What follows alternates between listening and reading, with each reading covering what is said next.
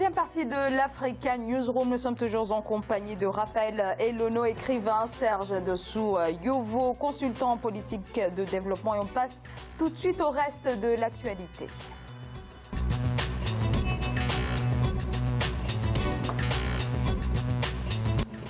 Un accord de paix a donc été trouvé ce mercredi matin entre le président sud-soudanais Salva Kiir et son rival Riek Machar à Khartoum, où ils se rencontrent depuis lundi. Rencontre exceptionnelle destinée à faire évoluer les positions sur la crise qui a fait plonger le Sud-Soudan dans la guerre civile. Voilà bientôt 5 ans et déjà des dizaines de milliers de morts et plus de 4 millions de déplacés. Toutes les parties se sont entretenues sur un cessez-le-feu permanent, les mots du chef de la diplomatie soudanaise, peu avant que les chefs rivaux du Sud ne paraphent le document. Nathalie Moore.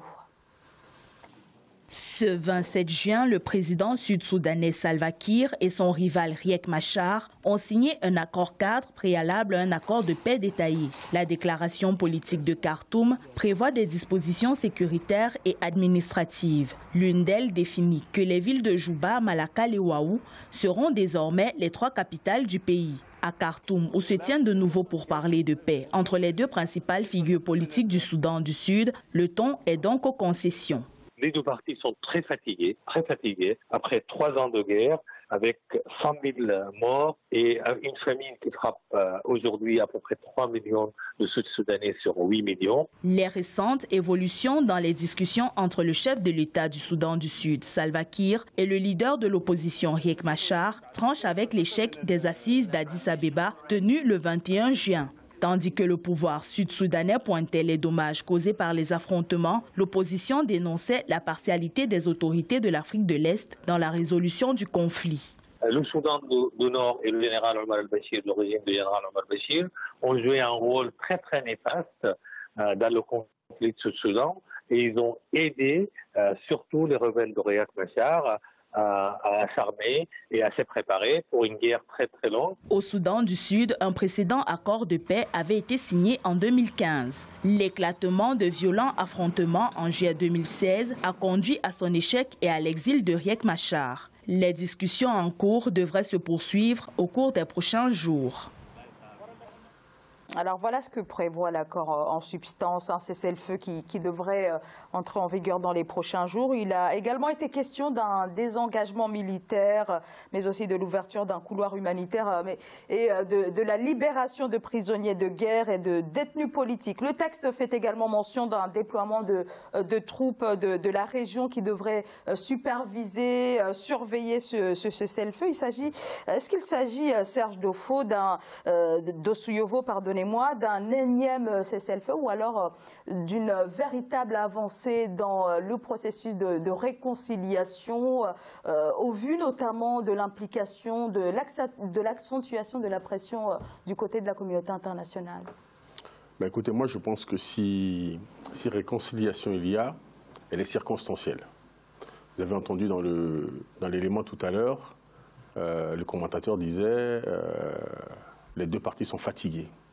3 ans de guerre, ça épuise tout le monde, ça épuise militairement, ça épuise financièrement, et on arrive dans une impasse où chacune des 2 parties sait qu'on arrive au bout du rouleau. Et donc à partir de ce moment-là, qu'est-ce qu'on fait? On s'assoit et on prend des décisions qui arrangent chacun. Souvent, en ne tenant pas compte des aspirations profondes de la population. Il faut repartir à la base. Quel a été le déclencheur de cette guerre? Vous voulez guérir une maladie et vous ne soignez pas la cause. Vous laissez la cause couver et vous vous asseyez en disant bon d'accord, on va trouver un accord. On va déterminer que telle et telle ville sont capitales. Sous quels critères, on ne sait pas officiellement. Mais officieusement, il y a des intérêts qui sont en jeu. C'est un partage de ressources. Encore une fois, pour les 2 parties.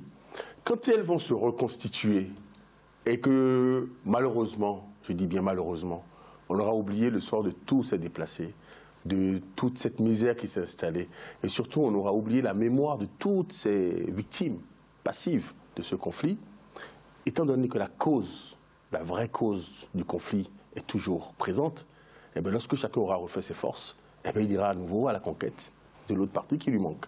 Et la guerre va repartir, malheureusement pour ce pays. Alors c'est pour ça que nous pensons qu'il vaut mieux que les Soudanais, parce que je crois qu'on avait fait déjà un débat sur Africa 24, ce qui concerne la question du Soudan. La résolution profonde de ce conflit, elle n'est pas aussi superficielle que ça. Les Soudanais doivent retourner sur eux-mêmes et tuer la cause, accepter de faire un sacrifice. Je parle bien de ceux qui dirigent aujourd'hui et ceux qui sont dans la rébellion. Il faut faire un sacrifice pour l'intérêt du peuple togolais, mais là encore du peuple soudanais, pardon. Mais là encore une fois, nous sommes en présence d'acteurs politiques qui ne font que de la politique politicienne et non pas de la politique de développement. Et c'est là la vraie cause. Alors, en tout cas, des propositions, surtout pour faire cesser les hostilités, mais aucune décision purement politique sur la question du partage du pouvoir, puisque c'est ça qui reste véritablement le nœud du problème entre le camp du président Riek Machar et celui de son ancien vice-président Riek Machar, pardonnez-moi. Que vaut véritablement cet accord sans la résolution de cette question? Je vous dirais que c'est une véritable coquille vide. Comme il disait tout à l'heure, qu'on ne peut pas soigner un mal sans le prendre par la racine. On s'assoit autour de la table entre deux camps, deux individus, et on décide de quoi que ce soit.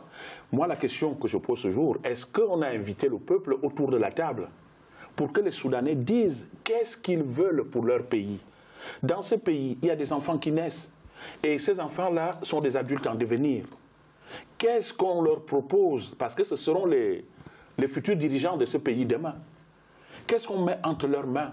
Alors justement, il y a quelques semaines encore en Éthiopie, lors de la relance des négociations, il y avait des représentants de la société civile et beaucoup pensaient justement que, en les écoutant, en les entendant sur ce qui se passe, sur ce qu'ils vivent au quotidien, la question des réfugiés et des déplacés, beaucoup pensaient que ça allait peut-être faire évoluer la situation, en tout cas le processus de paix. Raphaël Eleno, je vous laisse poursuivre. Oui, mais si ces représentants de la société civile, s'ils ne sont pas écoutés, nous allons droit au mur. Nous allons droit au mur. C'est pour cela que ce problème doit être traité le plus sérieusement possible. Il y a eu des dizaines de milliers de morts. Il y a des déplacés, des gens qui ont quitté leur pays pour aller s'installer ailleurs parce qu'ils fuient une guerre. Il faut penser à tout ce monde-là.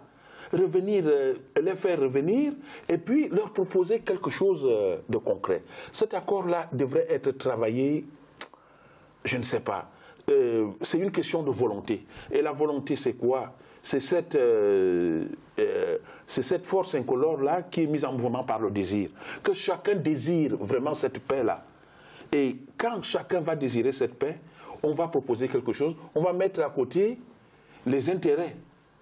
Parce qu'il y a des ressources minières et tout ça là, et chacun veut se les approprier, et on ne pense pas au peuple sur le terrain qui souffre.